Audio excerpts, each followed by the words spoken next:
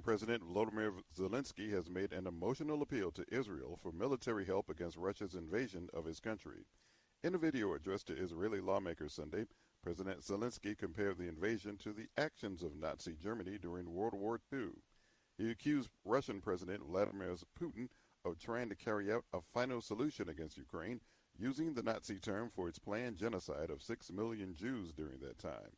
Zelensky, who is also Jewish, also noted that a Russian missile slammed into the spot of a notorious Nazi massacre in 1941 that now hosts Ukraine's main Holocaust memorial.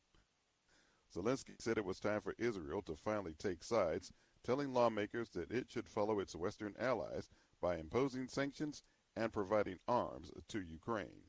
His frequent references to the Holocaust drew an angry condemnation from Israel's National Holocaust Memorial, which said Zelensky was trivializing the Holocaust. Israel has emerged as a key mediator between Ukraine and Russia. Earlier Sunday, Zelensky told CNN television he is ready to negotiate with President Putin, but he warned that if any attempts at negotiations fail, it could mean the fight between the two countries would lead to a broader war. Asked about Putin's claims that the Ukrainian government is full of neo-Nazis, Zelensky said that he cannot take his statements seriously and called them laughable. He also said if his country had been admitted to NATO earlier, then Russia would not have invaded. Russia on Sunday called on Ukrainian forces to lay down their arms in the eastern port city of Mariupol, while Moscow said a terrible humanitarian catastrophe was unfolding. The plea was made by Colonel General Mikhail Mizantsev, the director of the Russian National Center for Defense Management, in a briefing distributed by Russia's defense ministry.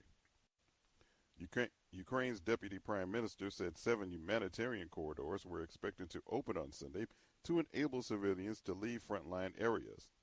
The UN's refugee agency says 10 million people have been displaced by the fighting, including nearly 3.4 million people who have fled the country as refugees. The UN Human Rights Office says at least 902 civilians have been killed and 1,459 injured in Ukraine as of midnight on March 19th. U.S. President Joe Biden is traveling to Europe this week for emergency meetings on Ukraine, but White House Press Secretary Jen Psaki said in a tweet that Biden has no plans to visit Ukraine itself. She said the trip will be focused on continuing to rally the world in support of the Ukrainian people and against President Putin's invasion of Ukraine. U.S. Defense Secretary Lloyd Austin said on U.S. television Sunday that Putin's campaign in Ukraine is stalled. Speaking on CBS TV's Face the Nation, Austin said that development is why Putin has resorted to attacks on civilians, which he labeled disgusting. Yemen's Houthi rebels unleashed one of their most intense barrages of drone and missile strikes on Saudi Arabia's critical energy facility Sunday, sparking a fire at one site and temporarily cutting off oil production at another. The salvo marks a serious escalation of rebel attacks on the kingdom as the war in Yemen continues into its 8th year. The relentless wave of airstrikes revealed the expanding reach and precision of the rebels and the persistent gaps in the kingdom's air defenses. The barrage comes days after the Saudi-based Gulf Cooperation Council invited the combatants to Riyadh for peace talks, an offer dismissed out of hand by the Houthis, who demanded that negotiations take place in a neutral country. Yemen has been plagued by turmoil since 2014, when the Iranian-backed Houthi rebels seized the capital Sana'a and ousted the government. A Saudi-led Arab coalition began fighting the rebels several months later. The war has settled into a bloody stalemate that has left tens of thousands of Yemenis dead and triggered the world's worst humanitarian crisis. Repeating our top story, Ukrainian President Volodymyr Zelensky has made an emotional appeal to Israel for military help against Russia's invasion of his country. In a video addressed to Israeli lawmakers Sunday, President Zelensky compared the invasion to the actions of Nazi Germany during World War II.